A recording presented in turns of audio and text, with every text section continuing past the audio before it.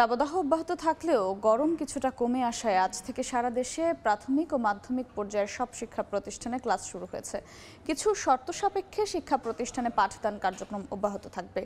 সকালে বিভিন্ন স্কুল ঘুরে দেখা গেছে দাবদাহ কমে আসা শিক্ষার্থীদের উপস্থিতিও বেড়েছে। শিক্ষার্থীরা জানান, দাবদাহ কমে আসার পর শিক্ষা কার্যক্রম শুরু হওয়ায় খুশি তারা। আর দ্রুত সময়ের মধ্যে সিলেবাস শেষ করার কথা জানান শিক্ষকরা। তবে শিক্ষা মন্ত্রণালয়ের সিদ্ধান্ত অনুযায়ী ক্লাস শুরুর আগে কোনো প্রতিষ্ঠানে অ্যাসেম্বলি করা যাবে না। পাশাপাশি শিক্ষার্থীদের ক্লাসের বাইরে কোনো শিক্ষা কার্যক্রমেও অংশ নেওয়া যাবে না।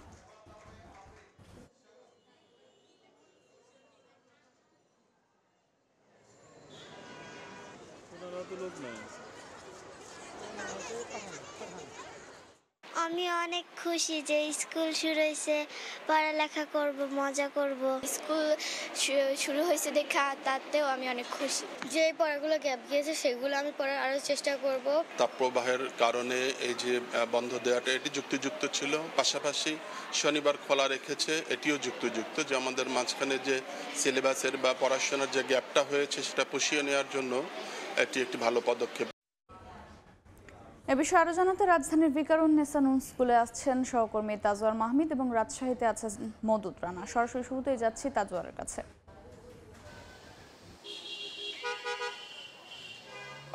প্রায় এক মাস পরে আজকে সব ধরনের দেশের শিক্ষা প্রতিষ্ঠানগুলো কিন্তু একযোগে শিক্ষা কার্যক্রম শুরু হচ্ছে এবং এর মাঝেও কিন্তু এই যে পূজা ঈদ গেছে এবং পহেলা বৈশাখ গেছে, সেই ছুটির পরপর স্কুলগুলো খোলার কথা ছিল 21শে এপ্রিল, কিন্তু পরবর্তীতে যে তীব্র দাবদাহ সারা দেশব্যাপী, যেখানে ঢাকায় 40 ডিগ্রির উপরে যায় তাপমাত্রা প্রায়, এবং এছাড়াও বিভিন্ন জেলায় দেশের তাপমাত্রা অতিরিক্ত ছিল এবছর, সেই কারণে কিন্তু স্কুল কলেজ সহ মানে মাধ্যমিক উচ্চ মাধ্যমিক সহ সব ধরনের শিক্ষা প্রতিষ্ঠানগুলো বন্ধ করা হয় এক সপ্তাহের জন্য এবং পরবর্তীতে 28 এপ্রিল সেই স্কুল কলেজগুলো খোলার কথা ছিল। তবে এর মাঝেই হাইকোর্ট থেকে একটি রুল আসে যে 2 মে পর্যন্ত স্কুল কলেজগুলো বন্ধ রাখার জন্য একটি আদেশ আসে এবং তারপরে আবার শিক্ষা মন্ত্রণালয় থেকে সেই আদেশটিকে পুনর্বিবেচনা করার জন্য বলা হয়, কারণ ঢাকা সহ 5টি জেলায় তখন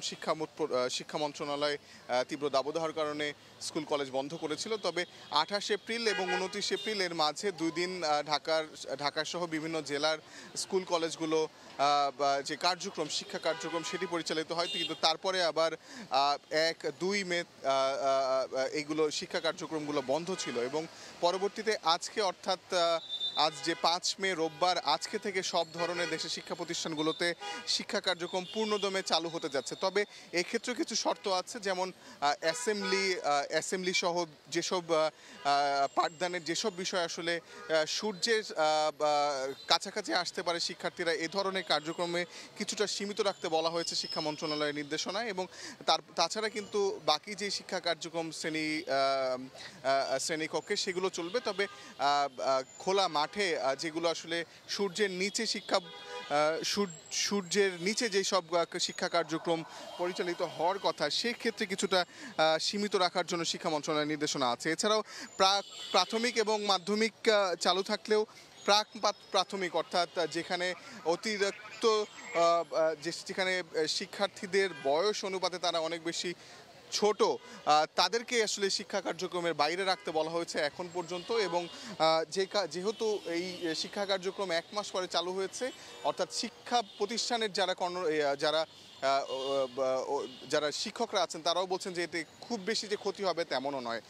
তো এই ছিল আমার কাছে ঢাকা থেকে। এছাড়াও বাকি খবর জানাতে রাজশাহীতে আছেন সহকর্মী মওদুদ রানা, তার কাছে চলে যাচ্ছে। নববর্ষ এবং তাপপ্রবাহের কারণে টানা বন্ধের পর স্কুল খোলায় খুবই স্বস্তিতে শিক্ষার্থীরা, এবং আমরা দেখেছি দীর্ঘদিন ছুটির পর শিক্ষা প্রতিষ্ঠানে আসতে পেরে দারুণ উচ্ছ্বসিত শিক্ষার্থীরা।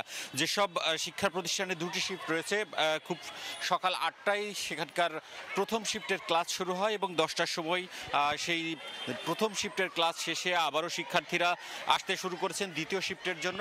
আমরা রয়েছি মসজিদ মিশন একাডেমি স্কুলে। এখানে যারা প্রথম শিফটের শিক্ষার্থী ছিলেন তারা সকালে এসেছিলেন, অর্থাৎ 7:15টায় তারা ক্লাস শুরু করেন। এখন তারা ঠিক 10টার সময় তাদের ক্লাস শেষ হয়েছে এবং তারা বাড়ির পথ ধরেছেন। আমরা সব শিক্ষার্থীদের সাথে কথা বলেছিলাম, তারা যেটি বলছেন যে পড়ালেখার স্বার্থেই তারা আবার শিক্ষা প্রতিষ্ঠানে আসতে পেরেছেন এবং দীর্ঘদিন বন্ধের পর হলেও তারা স্কুল খোলায় এবং তাদের শ্রেণীকক্ষের যে পাঠদান সেটি শুরু হয়, তারা দারুণ উচ্ছ্বসিত। অভিভাবকরা যেটি বলছেন যে প্রায় 1 মাস বন্ধের পরে স্কুল খুলছে এবং শিক্ষা প্রতিষ্ঠান স্কুলমুখী হয়েছে, এটি খুবই ভালো সংবাদ। এবং তারা বলছেন যে এই তাপপ্রবাহের মধ্যেই শিক্ষার্থীরা যদি ক্লাস করতে পারেন তাহলে তাদের যে সিলেবাস তারা সেটি পুষিয়ে নিতে পারবেন এবং শনিবারেও স্কুল খোলা থাকবে এমন সিদ্ধান্তকেও তারা স্বাগত জানিয়েছেন। অন্যদিকে অভিভাবকরা বলছেন যে সকালের দিকে খুব বেশি তাপ থাকে না, সে সময় যদি খুবই ভালোভাবে শ্রেণীকক্ষে পাঠদান অব্যাহত থাকে সেটি তাদের জন্য মঙ্গলজনক হবে। অন্যদিকে আমরা শিক্ষকদের সাথে কথা বলেছিলাম, তারা যেটি বলছেন তাদের যে প্রজ্ঞাপন অনুযায়ী যেসব সিদ্ধান্ত রয়েছে, শর্ত রয়েছে, সেগুলো তারা মানবেন এবং সেগুলোর অংশ হিসেবেই সকালে কিংবা এই যেটি দ্বিতীয় শিফট, সেই দ্বিতীয় শিফটেও কোনো ধরনের অ্যাসেম্বলি হয়নি এবং তাদের শিক্ষা কার্যক্রমের অংশ হিসেবে যদি শ্রেণীকক্ষের বাইরেও কোনো কার্যক্রম থাকে সেটি তারা করবেন না। এবং সবচেয়ে স্বস্তি তারা যেটি জানিয়েছেন যে আজকে থেকে রাজশাহী অঞ্চলে তাপপ্রবাহ কিন্তু অনেকটাই কম এবং তারা যেটি বলছেন যে এই তাপপ্রবাহ আজকে যেমন 31 ডিগ্রি সেলসিয়াস, সে সময় কিন্তু পাঠদানে কোনো সমস্যা হচ্ছে না এবং তারা যেটি বলছেন যে এরপরেও যদি তাপপ্রবাহ বাড়তে থাকে তাহলে তারা ব্যবস্থা নেবেন। এবং বলা যায় যে সব পক্ষই অর্থাৎ শিক্ষক, শিক্ষার্থী, অভিভাবক সবাই আসলে স্বস্তি প্রকাশ করেছে স্কুল খোলার সিদ্ধান্তে। এই ছিল রাজশাহী থেকে আমার কাছে সর্বশেষ। স্কুল খোলার খবর জানছিলাম রাজশাহী ও রাজধানীর ভিকারুন্নেসা নূন স্কুল অ্যান্ড কলেজ থেকে।